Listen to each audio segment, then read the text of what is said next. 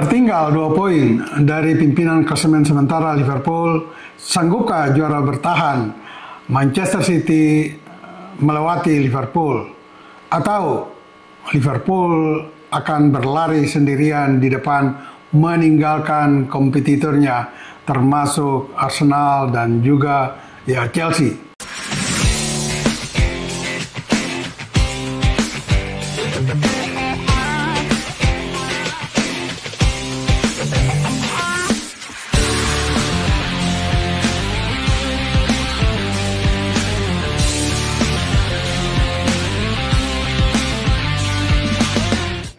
Semua rekan sahabat Rise Soccer TV, jangan lupa like, comment, and subscribe.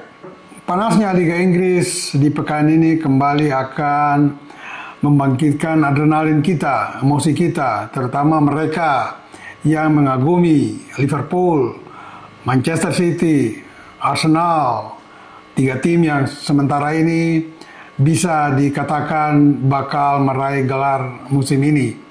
Nah, kita lihat Liverpool sedang dalam tren yang sangat baik, sangat positif.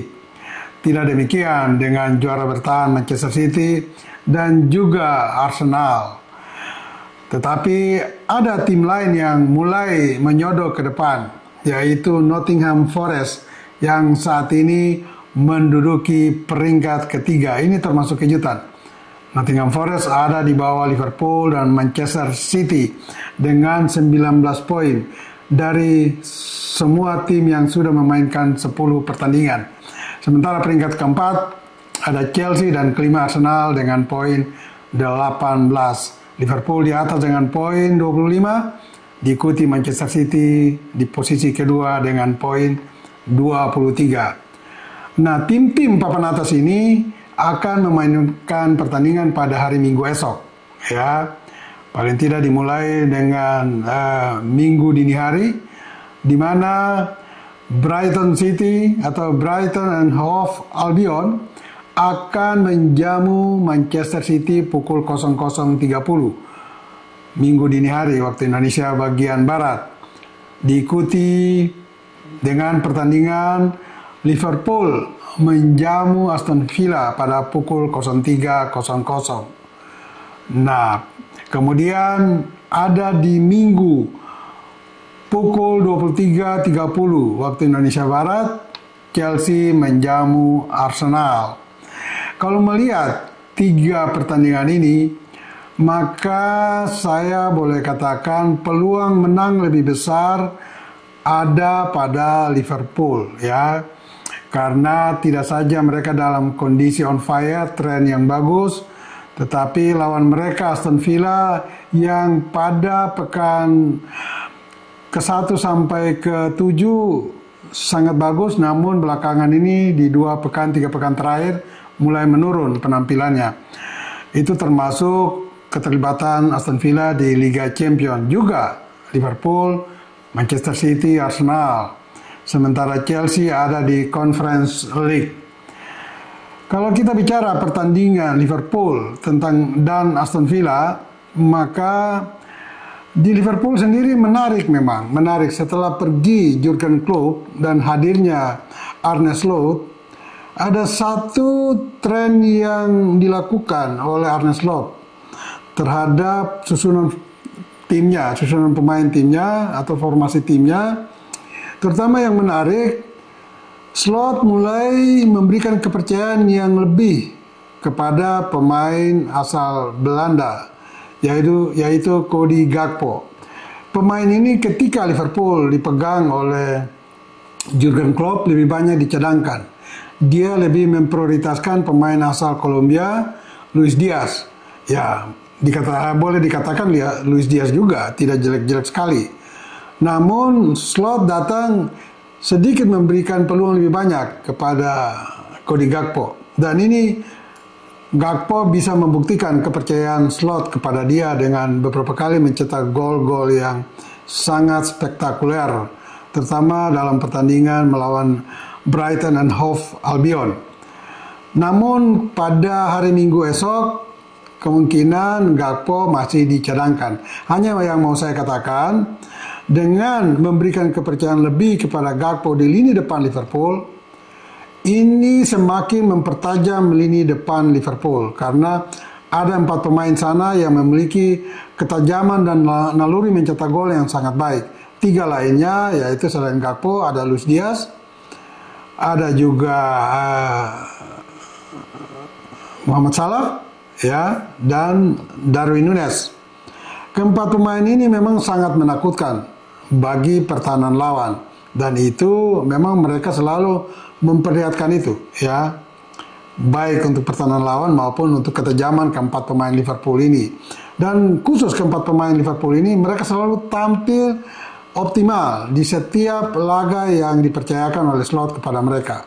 Sehingga kita lihat Liverpool sangat subur, termasuk mereka di pertengahan pekan ini di laga Liga Champions menghancurkan wakil Jerman yang sekarang ada di papan atas klasemen Bundesliga dengan skor sangat telak 4-0. Ini memperlihatkan bahwa Liverpool pada pekan ini atau minggu besok sangat berpeluang meraih 3 poin tambahan yang akan membuat nilai mereka sampai dengan pekan ke-11 menjadi 28 poin.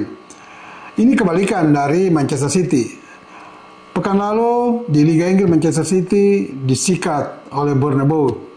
Ya, Bournemouth kalah 1-2. Kemudian di laga Liga Champions, Manchester City disikat tuan rumah wakil Portugal, Sporting Lisbon dengan skor cukup mencolok 1-4. Mengapa begitu telak kekalahan Manchester City? Padahal mereka unggul lebih dulu di kandang Sporting Lisbon. Ini dikarenakan ada beberapa pemain inti yang tidak tampil hari itu. Meski ada Kevin De Bruyne, tapi dia baru sembuh dari cedera dan belum optimal. Dan pada hari Minggu esok kemungkinan Kevin De Bruyne, tandem yang memang sangat lengket dengan ujung tombak Erling Haaland, ini akan dimainkan, tapi mungkin masih dalam posisi cadangan.